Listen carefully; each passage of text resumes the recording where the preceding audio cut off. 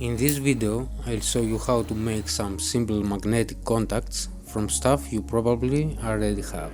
You'll need a soldering iron, flux and solder, heat gun, some pliers, neodymium magnets, old speaker wire,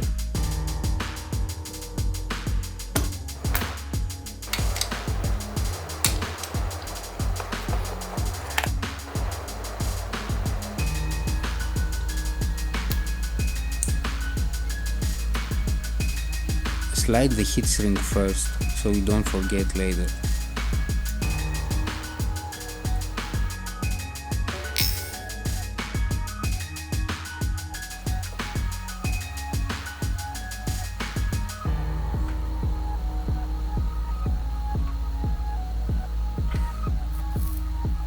Make the soldering job very fast so you don't cook the magnet.